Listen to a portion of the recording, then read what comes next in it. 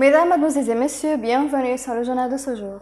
Le porte-parole officiel de l'Assemblée nationale, M. Abdallah Blihag, a déclaré que le gouvernement poursuit son travail concernant les besoins des citoyens et il n'y a aucune vérité dans les rumeurs sur l'arrêt de l'allocation d'un mariage pour les jeunes ou de l'allocation pour les enfants et la femme, ou tout ce qui concerne les intérêts et les besoins des citoyens.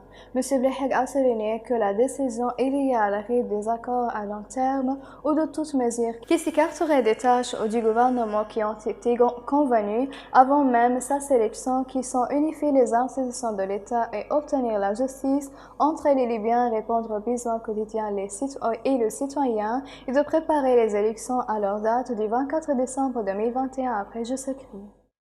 Le président du Conseil présidentiel, M. Mohamed Lemnefi, a rencontré le secrétaire général de la Ligue des États arabes, M. Ahmed Aboulghait, au siège de la mission libyenne à New York, en marge de sa participation aux réunions de 76e session de l'Assemblée générale des Nations unies.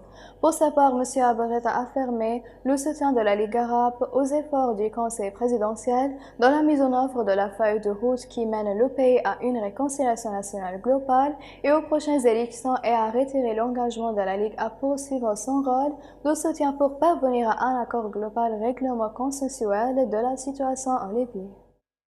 Le Premier ministre du gouvernement de l'Union nationale, M. Abdelhamid El-Beiba, a affirmé que son gouvernement continue de servir le peuple libyen pour parvenir à des élections libres et équitables et qu'il ne ménagera aucun effort pour atteindre cet objectif historique. Cela est intervenu quelques heures après que la Chambre des représentants a retiré la confiance du gouvernement lors de la session de mardi à la majorité 89 voix, à condition que le gouvernement poursuive son travail et concernant les besoins des citoyens.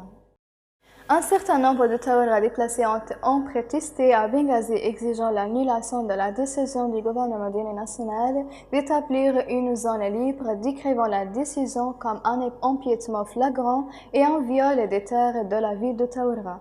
Les manifestants ont exigé de faciliter le retour inconditionnel des habitants de Taoura dans leur ville, soulignant que le pourcentage de répatriés ne dépassait pas 10% de la population totale, et ils ont également exigé la nécessité d'activer la décision de l'autorité de reconstruction de Taoura. Mesdames et messieurs, la fin des résumés. Merci de m'avoir attiré votre attention et au revoir.